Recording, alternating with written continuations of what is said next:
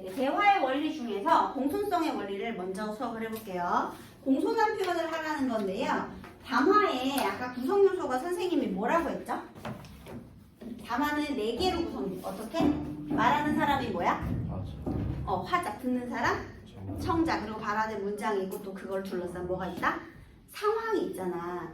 그래서 항상 있잖아. 상황에 맞는 표현을 해야 된다는 게 일단 첫 번째 기억해야 될 점이에요. 내가 대화를 시작하려고 그러면 이 상황이 무슨 상황인가 상황에 맞는 말을 해야지. 맥락에 맞는 말을 해야지. 안 그러면 우리 눈치 없는 사람 되잖아, 얘들아. 그치? 그래서 일단은 어떤 상황인지를 먼저 파악을 해야 돼요. 그래서 부탁하는 상황일 수도 있고, 건의하는 상황일 수도 있고, 거절의 상황일 수도 있고, 사과의 상황일 수도 있고, 칭찬, 그 다음에 뭐 다양한 표현 상황이 있겠죠. 그런데요, 일단 첫 번째는 마음을 헤아리고 존중하며 예의를 갖추어 듣고 말해야 된대요. 예의와 관련된 게 공손성의 표현이 되고요. 흐름이 자연스럽게 이어지는 거, 흐름과 관련된 게 순서 교대의 원리가 되겠습니다. 그래서 거기 90페이지에 주황색 1번으로 배려하며 예의를 갖추어 말하기 이렇게 되어 있죠. 그게 뭐야? 공손성의 원리야. 배려와 예의. 알겠니? 자, 그래서 공손성의 원리란 자신의 말이 상대방에게 미칠 영향을 고려하며 상대를 배려하며 예절을 갖추어 대화하는 방법이다. 그래서 이것을 정중어법이라고도 부릅니다. 같은 말로 정중어법이라고 불러준대요. 왜 정중어법이냐? 정중한 표현을 최대화, 그렇지 않은 표현을 최소화해야 되기 때문에. 다시! 왜 정중어법이라고요? 정중한 표현은 최대화, 그리고 정중하지 않은 표현은 최소화해야 되기 때문에 그래요. 그게 공손성의 원리예요. 자, 그러면 여기서 경률, 규칙에 대해서 알아보도록 하겠습니다. 여기서 첫 번째 우리 이거 공손성의 원리예요. 자, 요령의 경률과 두 번째 관용의 경률. 선생님이 방금 무슨 말을 했냐면 공손한 표현은 최대화하고 공손하지 않은 표현은 최소화라고 했잖아요. 그러면 그것을 나누는 공손함과 공손하지 않음의 기준이 있어요. 바로 이익과 부담의 측면이 되겠습니다.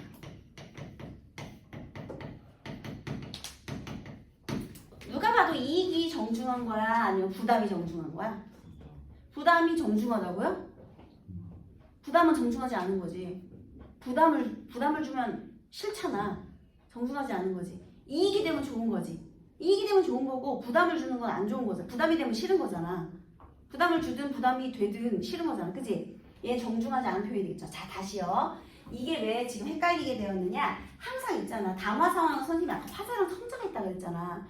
그러면 내 입장과 네 입장이 다를 수 있잖아. 바로 그거예요. 그래서요, 우리 요령의 경률은 요령 있게 부탁하기, 요령 있게 말하기, 그 다음에 관용의 경률은 관용을 베풀어달라 말하기, 이렇게 외우시면 되거든요. 자, 그러면요, 요령은요, 상대방에게 요령 있게 부탁하기. 관용의 경률은 화자에게 관용을 베풀어달라 말하기. 일단 이 어디 측면인지 다 외우셔야 돼요. 그럼 다시요. 기준을 요령의 경률은 상대방에게 두는 거예요. 자, 이제 말해볼까? 정중한 표현 최대화, 정중하지 않은 표현 최소화래요. 자, 그러면 요령의 경률은요. 상대방에게 어떤 것을 최대화해야 돼요? 상대방에게 뭘 최대화해야 돼? 그렇지. 상대방의 이익은 최대화, 그리고 부담은 최소화. 이렇게 돼야 되겠지. 누구 입장에게? 상대방에게. 그래서 얘는요, 간단하게 말하면 상대 부담 최소화.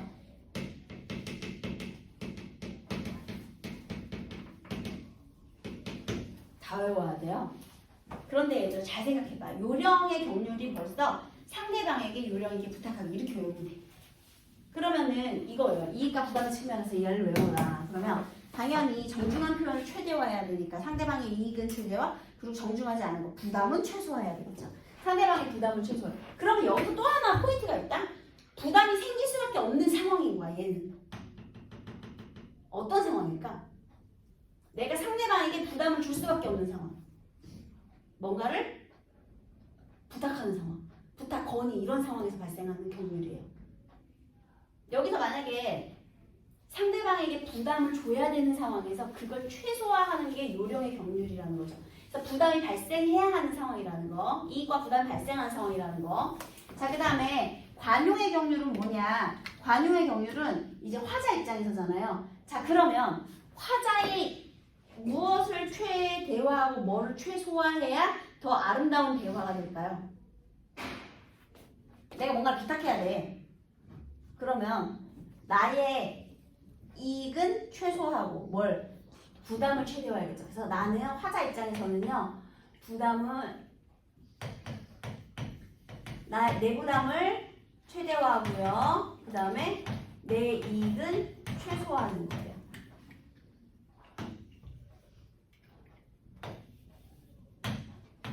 기준은 어디에 있어? 화자한테 있어. 그래서요. 화자 부담을 최대화하는 거예요.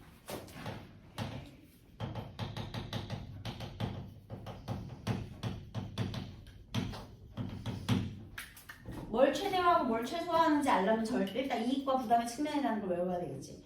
그 다음에 요래 경률이 상대방 기준이다. 관용의 경률은 화자의 기준이다. 이것도 외워야 되겠지. 외워야 돼. 그래서 이거를 먼저 해놓으면 다 까먹어가지고 선생님이 천천히 하고 싶었는데 여러분들이 지금 범위가 뭐가 뭔지 모르겠다고 하니 미리 해봅니다. 나중에 선생님 다시 해주세요 그러지 말고 지금 잘 메모해뒀다 기억해두세요. 자, 그 다음에요. 다시 상대방에게 유형 있게 부탁하기. 얘는 선생님 관용을 베풀어달라고 했잖아. 그러니까 화자에게 관용을 베풀어달라 부탁하기. 이렇게 이해하시면 되겠습니다. 얘들아, 상대방의 부담을 최소화하는 표현 뭐라고? 상대방의 부담을 최소화하는 표현. 요령의 경률. 자기 부담을 최대화하는 표현. 관용의 경률. 이거 다시 말하면 자기 탓하는 거예요. 지금 여기서 화자 부담 최대화한다 했잖아. 이거는 자기 탓을 하는 거예요. 같은 말이에요. 뭔가를 부탁할 때 내 탓. 내가 부족해서 그렇다. 이렇게. 그래서 거기 한번 볼까요? 공손성의 원리에서 요령의 경우 상대가 부담스럽지 않게 말하기 이렇게 되어 있죠. 승우하고 서연이의 대화가요. 다음 주에 우리 모두이 발표해야 하니까 금요일까지 자료 정리해서 나한테 보내줘. 여러분 지금 부탁의 상황이죠. 금요일까지 자료를 받아야 되나 봐. 근데 어떤 표현을 했냐? 금요일까지 나한테 보내줘. 명령과 통보의 방식으로 전달했어요. 그러니까 서연이가 그렇게 빨리? 엄청 부담을 느끼고 있죠. 자, 거기 승우에다가 승우의 말은요. 명령형이에요. 명령형. 적어봐. 명령. 부탁을 하는데 명령을 하고 있어. 그래서 서연이가 기분이 상하는 거예요. 90페이지예요. 그래서 뭘 어긴 거야? 요령의 경률을 어긴 거야. 상대방에게 부담을 줬기 때문에. 부담을 주지 말아야 되는데 상대방 입장에서. 자, 그런데 석재의 말하기 볼게요. 내가 주말에 이모댁에 가야 해서 그러는데 일단 부탁의 이유를 밝혔죠. 이유 밝히고 혹시 겠니? 동그라미 해보세요. 혹시 겠니? 이게 뭐냐면 상대방의 부담을 덜어주는 표현이라고 해요. 혹시 이런 거 정중하죠. 상대방의 부담을 덜어주고 겠니는 의문형이죠. 아까 전에 승우는 명령했잖아. 근데 덜어줄 수 있겠니? 이렇게 의문형으로 물어보면 선택권을 누구한테 넘기는 거야? 상대방에게 주는 거야. 그러면 상대의 부담이 최소화되는 거예요. 이해됐니? 다시 여기서 얘가 말하는 방식도 우리 확인을 해야 되는데요. 자기가 부탁해야 하는 이유, 상황을 밝히고요. 그 다음에 좀 부드럽고 완곡한 표현을 사용해서 상대방에게 선택의 기회를 줍니다. 이렇게 하면 부담이 줄어들겠죠. 마무리는 내가 할게. 또 이렇게 추가적으로 부담을 줄여주는 표현. 그러니까 지혜가 좀 급하긴 하지만 해볼게. 이렇게 원활한 흐름이 이어지고 있죠. 됐나요? 그래서 보니까 승우는 모든 발표를 위해 서연에게 정리를 부탁하는데요. 서연의 처지를 고려하지 않고 자기의 요구만 명령하듯 말하면 상대방에게 부담이 되니 요령의 경률에서 어긋난 거예요. 그래서 상대방에게 부탁을 해야 하는 상황에는 자, 첫 번째 부탁을 해야 하는 상황 여기 네모하세요. 어떤 상황에서 요령의 경률이 필요하다고요? 부탁과 건의의 상황에서 필요해요. 뭔가를 부탁하거나 건의하거나 이런 상황에서. 그러니까 상대방에게 부담이 발생할 수밖에 없는 상황에서. 자, 그 상황에서는요. 자, 동그라미 1번 자기의 사정 이야기하기. 동그라미 2번 상대에게 선택권을 주는 등 처지를 고려하기가 되고요. 이렇게 상대에게 부담이 되는 표현 대신 이익이 되는 표현을 하라는 말하기 규칙을 요령이래 경륜이라고 하는데 어떻게? 이익이 되는 표현 최대화, 부담 최소화가 돼요. 이 경륜에 따르면 상대의 부담이 줄어들수록 상대의 이익이 커질수록 예의 있는 표현이 돼요. 자, 동그라미 3번. 직접적인 명령보다는 간접적이고 완곡한 표현. 이렇게 3번까지. 아까 1번이 뭐였어요? 자기 사정 얘기하기. 2번 선택권 주기. 3번째 간접적이고 완곡한 표현 사용하기. 이런 스킬들이 바로 요령의 경륜과 관련이 있습니다. 여러분 아까 상대의 부담이 줄어들수록 상대의 이익이 커질수록 요령의 경륜은 기준이 누구한테 있다? 상대방에게 있다. 이렇게 되는 거예요. 까먹지 마세요. 자, 이게 요령의 경륜. 자, 그 다음에 이제 관용의 경륜 한번 살펴볼게요. 관용의 경륜에 이런 말 있죠. 자신의 탓으로 돌려 말하기. 한마디로 자기 탓이라는 건 화자의 부담을 최대화. 즉 기준이 화자, 자기한테 있다는 거야. 이번에는 자, 여기 서영자 선생님의 자료예요. 또 선생님 발표할 때 활용하라고 주신 자료가 너무 어려워서 이걸로는 못하겠어요. 쉬운 걸로 다시 찾아주세요. 얘들아 이거 어때? 누구 탓을 했어? 내 탓을 해야 되는데 선생님 탓했지? 왜 이렇게 어려운 걸 준 거야? 선생님 탓을 했으니까 자기 탓을 해야 되는데 선생님 탓을 했기 때문에 서연이는 무엇을 어긴 거예요? 관용의 경륜을 어긴 거예요. 선생님 화났죠? 다시 봐! 이렇게 된 거죠. 자, 지혜가 말합니다. 선생님 발표할 때 활용하려고 주신 자료를 제가 잘 이해하지 못해서 그러는데 누구 탓했어? 자기 탓했지. 그럼 얘는 관용의 경륜을 적절히 지킨 사례가 되겠습니다. 조금 쉬운 자료를 찾아줄 수 있을까요? 다시 한번 읽어보겠니? 그래도 어렵다면 다른 자료를 찾아볼게. 이렇게 공손한 표현을 했죠. 그래서요. 자, 지금 발표를 준비하는 과정에서 선생님께 건의를 하고 있다. 자, 거기 건의에다가 이제 네모하세요. 건의의 상황입니다. 아까 부탁과 건의의 상황 비슷한 상황이죠, 여러분? 뭔가 상대방에게 뭔가를 해야 되는 상황이에요. 그런데 과정에서 서연이는요. 선생님께서 찾아주신 자료가 너무 어렵다며 선생님을 탓하는 것처럼 말하고 있어요. 선생님을 탓하면 안 되는 거야. 잘못된 거야. 자기 탓을 했어야지. 그래서 불쾌한 감정을 일으킬 수 있으므로 건의를 해야 하는 상황에서는 여기 건의를 해야 하는 상황 네모하시고요. 자, 그 다음에 동그라미 1번 문제의 원인을 자신의 탓으로 돌려 말하기. 문제의 원인을 자신의 탓으로 자기 부담을 최대화하는 거예요. 그래서요 이렇게 자기 이익 최소화 부담 최대화하는 거를 관용의 경륜이라고 해요. 아까 우리 요령은 상대방 기준이었잖아. 관용은 자기 기준인 거예요. 그게 차이예요. 그래서 자기 부담이 커질수록 이익이 줄어들수록 예의 있는 표현이 됩니다. 이거죠. 부담이 크고 이익이 줄어들수록 부담 최대와 이익 최소 이렇게 요령과 관용을 했어요. 상대방에게 요령있게 부탁하기, 나에게 관용을 베풀어달라 말하기. 됐죠? 자, 그 다음 이번에는 칭찬과 비방의 칭찬의 경륜, 겸양의 경륜인데요. 여기의 상황은 칭찬과 비방의 상황이에요. 다시 정중한 표현과 정중하지 않은 표현, 칭찬과 비방 기준입니다.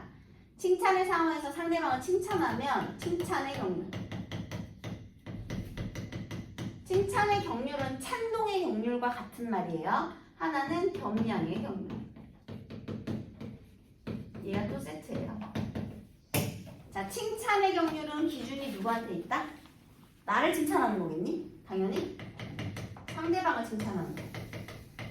그 다음에 겸양의 경륜은 자기 자신 관련된 거겠지. 이제 쉬워요. 얘들아 선생님 봐봐. 상대방 기준으로 칭찬을 최대화해야 돼? 비방을 최대화해야 돼? 너무 쉽지? 뭐예요? 칭찬 최대화해야 돼. 얘만 열심히 외우면 돼. 나머지는 다 이해가 돼. 그냥 외워질 거야. 칭찬을 최대화하고 비방은 최소화해라. 그러니까 얘는요. 칭찬의 상황에서는 욕하지 말고 칭찬하라는 거야. 예를 들면 이런 거 있잖아. 니네들이 칭찬 잘 안 하잖아. 친구가 골을 넣었어. 그럼 와 잘했어 이렇게 해야 되잖아. 근데 야 너 좋겠다 우연히 얻어 걸려서 이런 거 잘못 말한 거지. 칭찬을 하면서 칭찬을 하지 않고 비방을 했지. 그러면 상대방이 기분이 상하겠죠. 자기는 칭찬받고 싶었는데 이렇게 되는 거예요. 그다음에 겸양의 경우는요. 이번에는 칭찬을 들었어 내가. 그러면 이렇게 되는 거야. 나 좀 잘하지? 나 너무 잘했어. 이렇게 하면 재수없잖아. 그래서 어떻게 해야 되는 거야? 자신에 대한 비방을 최대화하고 칭찬은 최소화하는 거예요. 비방을 최대화한다는 게 뭐예요? 겸손하게 말하는 거예요. 나 자신을 막 욕하라는 뜻이 아니라 칭찬을 최소화해요. 이게 포인트지. 그래서 겸손한 거. 그래서 우리 겸양어법이라고 해요. 우리 한국인의 정서에는 겸양 칭찬했을 때 우쭐대는 게 아니라 겸양어법이 맞죠. 보통 야 너 되게 잘했다고 아우 별 말씀을요 이렇게 나오는 게 정상이지. 그죠? 제가 좀 잘했죠? 역시 난 대단해. 나만 잘났어. 이거 좀 이상하잖아. 우리하고 안 맞죠? 왜 영어권에서는요 칭찬을 하잖아요. 그러면 땡큐가 먼저 나와요. 고마워 이게 먼저 나오거든요. 근데 우리는 이거 아니에요. 아니에요가 먼저 나오지. 제가 뭐 한 게 있다고요. 다들 도움을 주셔서 그런 걸요. 이렇게. 이해되셨나요? 그게 무슨 어법이다? 겸양어법, 겸양의 경률이에요. 그래서 여러분 관용의 경률과 차이가 있어요. 관용의 경률은 일단 내가 뭔가를 부탁을 해야 되는 상황이야. 그러면 겸양의 경률은 뭐야? 내가 칭찬을 들은 상황이야. 상황이 전혀 달라요. 얘는 평가를 해야 되는 상황이야. 칭찬을 하든 잘못된 점을 지적하든. 근데 얘들아 너네가 잘못된 점을 지적해야만 되는 상황일 수도 있지. 상대방이 예를 들면 발표를 했어. 그럼 그 발표에 대한 피드백을 줘야 되는 상황일 수도 있잖아. 얘들아 이 상황은 언제 발생하느냐? 평가와 관련된 상황에서 발생하는 거예요. 그래서 이 평가와 관련된 상황에서 물론 비방의 표현을 해야 될 수도 있어. 걔가 정말 잘못했을 수도 있거든요. 근데 너무 비방만 최대화하면 돼, 안 돼? 그럴 땐 어떻게 해야 돼? 잘한 점도 얘기하면서 이 얘기를 해야죠. 그러니까 니네들이 만약에 친구들의 발표에서 단점을 지적하고 싶어. 그러면 단점만 계속 얘기하지 말라는 거야. 그럼 기분 나쁘니까. 그럼 그 단점을 얘기하기 위해서는 어떻게 해야 돼? 일단 밑밥으로 잘한 점을 먼저 깔아. 선칭찬, 후 비방해라 이런 얘기입니다. 장점을 먼저 부각시키고 그 다음에 단점을 얘기해 주는 거예요. 그게 기분 나쁘지 않은 표현이 된다라는 거죠. 이게 언어 예절이니까. 다시 얘들아 이거 상황을 이해해야 돼. 칭찬의 경우 다만 상황을 이해해야 돼요. 칭찬의 경률과 겸양의 경률은요. 칭찬을 하고 또는 단점을 이야기해야 하는 평가의 상황에서 발생하는 거예요. 그래서 평가를 할 때 비방을 당연히 안 하고 칭찬만 할 수 있으면 좋지. 근데 사실은 우리 살면서 이런 상황이 있단 말이죠. 그런데 이런 상황이 있을 때 너무 비방만 하지 말고 칭찬도 하면서 비방을 적당히 해라. 이런 얘기가 돼 있어요. 그래야 기분 나쁘지 않다는 거예요. 그 다음에 내가 너무 칭찬을 많이 들었을 때 나 또한 겸손하게 불어야 한다. 그래서 겸양어법이라고도 한다. 이렇게 되는 거예요. 자 볼게요. 승우와 서연이가 말합니다. 어제 발표 연습을 그렇게 많이 했는데 너 발표가 그게 뭐냐? 왜 그렇게 떨어? 뭐 하는지 하나도 모르겠더라. 얘들아 뭐만 하고 있어? 비방만 하고 있죠. 그러면 너무 비방이 많아서 상대방이 기분이 나쁘겠네. 너는 무슨 말을 그렇게 하니? 내가 어때서? 네가 있으면 안 떨었을 것 같아? 서로 사이가 안 좋아졌어요. 기분 상했습니다. 자 석재와 지혜 볼게요. 어제 발표 연습 많이 해서 그런지 잘하더라. 이해가 잘 됐어. 일단 선 칭찬했죠. 그죠? 그 다음 조금 떠는 것 같긴 했는데 너였으니까 그 정도면 떨었을 거야. 비방을 최소화했죠. 이게 바로 무슨 경률? 칭찬의 경률이에요. 자, 승우는 서연이 떨면서 발표를 한 것에 잘못을 지적하여 비방을 하고 있다. 석재는 잘한 점을 먼저 칭찬한 후 개선이 필요한 부분을 완곡하게 말하여 불쾌감을 느끼지 않도록 배려하고 있다. 그래서요. 우리 석재처럼 상대에 대한 비방을 최소화하고 칭찬을 최대화하는 말이 칭찬의 경륜이라고 하는데 여기 경륜에 따르면요. 여기 비방해야 하는 것, 그 다음에 칭찬해야 할 상황에서 칭찬하지 않는 것은 자 그러면 거기 칭찬해야 할 상황 여기 네모하세요. 칭찬해야 될 상황. 이번엔 무슨 상황? 칭찬을 해야 될 상황이에요. 근데 안 하면 또 예의가 없대요. 그리고 또 진심이 담기지 않은 칭찬은 오히려 상대의 기분을 상하게 한대요. 자, 줄은 어디에 쳐야 돼? 아까 그 두 번째 줄. 잘한 점을 먼저 칭찬한 후 개선이 필요한 부분을 완곡하게 드러낸다. 직접적으로 말하면 못 알아들을 수 있으니 정확하게 찝어서 얘기한다. 그러면 안 돼. 기분 나빠. 완곡하게 돌려 표현해야 돼요. 알겠죠?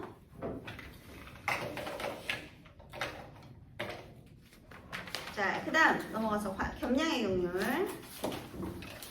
자기를 낮춰 말하기 이렇게 돼 있죠? 거기다가 겸양어법이라고 적어주세요. 애들이 이제 뭘 헷갈리기 시작하냐면 정중어법하고 겸양어법을 헷갈려요. 정중어법은 공손성의 원리 자체가 정중어법이고요. 왜 정중해요? 정중한 표현 최대화, 정중하지 않은 표현 최소화니까. 그리고 그 안에 뭐가 있는 거야? 겸양어법이 있는 거야. 이렇게 겸손하게 말하기. 정중어법 안에 겸양어법이 들어가는 거예요. 시연아 발표 만들었더라. 내용도 잘 전달된 것 같아. 칭찬했죠? 그랬더니 서연이 말하기. 당연하죠. 다음 발표도 기대하세요. 얘 지금 너무 잘난 척을 했지? 그래서 뭘 어긴 거야? 겸손하지가 않아. 자기 칭찬을 스스로 셀프 칭찬을 최대화했어요. 그러면 그거는 겸양의 경륜을 어긴 거예요. 선생님이 너무 잘했다고 하니까 지혜가 아니에요. 부족한 게 많았는데 친구들이 도와줘 잘 만들 수 있었어요. 좋게 봐주셔서 감사합니다. 이렇게 겸손하게 말했기 때문에 얘는 겸양어법을 잘 지켰죠. 그래서 서연은 칭찬을 당연하게 받아들이며 다음에도 잘해낼 것이라는 자만심을 드러냈기 때문에 겸양의 경륜에서 어긋났어요. 지혜는 자기를 낮추며 겸손하게 말했죠. 자, 거기 줄 치세요. 자신을 낮추며 겸손하게 말하는 법. 그게 바로 자기 칭찬 최소화, 비방 최대화, 겸양의 경륜 되겠습니다. 그래서요, 우리말에는 별 말씀을요 아직 부족합니다. 칭찬을 부정하고 자기를 낮춰 말하는 표현. 여기도 줄 치세요. 칭찬을 부정하고 아니에요. 자기를 낮춰 말하는 표현 아직 부족해요. 부족한 점이 많습니다. 이런 거. 얘네들도 겸양어법에 해당이 된다는 거예요. 근데 너무 지나치면 안 되지. 아유 좀 미쳐나기만 한 벌레 같은 제가요 뭘요 이렇게 이 정도까지는 안 되는 거 당연히. 자 이번에 마지막으로 동의의 경륜 되겠습니다. 동의의 경륜은요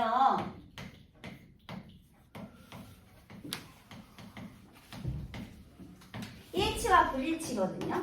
일치와 불일치. 얘는요 동의는 일치잖아. 그래서 얘는 두 개 동시에 상대방과 자신. 그러니까 상대방과 화자 둘 다, 청자와 화자 둘 다에게요. 얘들아 일치를 최대화해야 돼, 최소화해야 돼? 당연히 일치는 최대화, 그리고 불일치는 최소화. 근데 여러분 만약에 이것도 잘 생각해보세요. 어떤 상황인지. 일치만 한다면 기분 나쁘게 말할 일이 있겠어? 중요한 건 이 상황인 거야. 불일치를 얘기해야 돼. 안 맞아. 넌 어쩜 그렇게 나랑 생각이 다르니? 이렇게 하면 서로 기분 좋아 안 좋아? 안 좋아. 그러니까 예를 들면 이런 거죠. 야 이따 점심 때 우리 그 엽떡 먹으러 갈까? 그랬어. 야 나 지금 배 아파 죽겠는데 넌 무슨 엽떡이야? 니 혼자 처먹어. 이러면 기분 좋아 안 좋아? 안 좋지. 그럴 때 어떻게 말하면 좋을까요? 떡볶이 엽떡 맛있겠다. 나도 되게 좋아하는데 이 시점 먼저 얘기해. 그 다음에 근데 나 배가 좀 아파서 오늘은 다른 거 먹을 수 있을까? 이런 식으로. 뭔지 알겠지? 자 이게 무슨 상황이에요? 불일치를 얘기해야 된다. 불일치? 너랑 나랑 맞지 않아? 거절의 상황이에요, 여러분. 그러면 여기에서 어떻게 해라? 선긍정, 후 부정. 이렇게. 일치점을 먼저 얘기해야 기분이 나쁘지 않다는 거야. 왜냐면 너네가 뭔가를 얘기했잖아. 근데 거절할 때 부탁 받았어 이건데 내가. 거절해야 되는데 바로 안 돼! 거절해버리면 기분 나쁘지. 기분 나쁘잖아. 그래서 이게 말하기의 방식이라는 겁니다. 한번 볼까요? 얘들아 발표 끝난 기념으로 피자 먹고 가자. 승우가 난 싫어! 이렇게 바로 거절하면 돼 안 돼? 기분 나빠요. 나 집에 가서 쉴래. 기분 나빠. 그래서 지혜가 또 마누라니까 이번에 석재가 좋은 생각이야. 거기다가 일치점을 먼저 얘기했죠. 선긍정. 여보세요. 하지만 오늘 피곤하니 내일 가는 건 어떨까? 이렇게 후 거절. 승우는 발표가 끝난 기념으로 뒤풀이를 하자는 서연의 제안을 거절했는데요.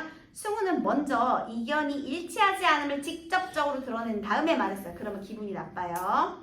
그래서 무한하게 할 수 있어. 또 따라서 서로 의견이 다를 때 네모하세요. 의견이 다를 때예요. 의견이 다를 때는요. 의견 차이가 발생했을 때 어떻게 해야 돼? 줄 쳐봐. 상대의 제안에 공감 표현, 그 다음에 제안의 긍정적 효과 언급, 그 후 자기 생각 이렇게. 그리고 또는요 완충, 절충하는 표현이나 다만 어떨까 이런 거, 선택하는 부여하는 의문문 이런 것도 활용할 수 있겠죠. 그 완곡한 표현이 되겠습니다. 그래서 너무 직접적인 표현보다는 완곡한 표현이 조금 더 기분이 괜찮아질 수 있겠죠. 그래서 이게 이제 경률에 됐고요. 그 다음에요. 96페이지야. 끝났어요. 이렇게 석재처럼 자신의 의견 차이를 최소화하고 일치를 최대화해라. 그래서 여기 일치 최대화, 불일치 최소화 이게 동의의 경률입니다. 근데 무조건 동조하면 돼, 안 돼? 그래. 또 하고 싶은 대로 해. 좋아. 기분 나쁘지? 이것도 더 기분 나쁘지? 그래서요, 예, 이렇게 원만하게 공감을 표하고 순차적으로 이견이 있는 부분은 또 얘기하면서 그렇게 하면 돼요. 자, 두 번째. 자연스러운 흐름으로 대화 나누기. 그게 뭐가 되는 거예요? 순서 교대의 원리가 되는 겁니다. 그래서 순서 교대 원리부터 다음 시간에 할게요.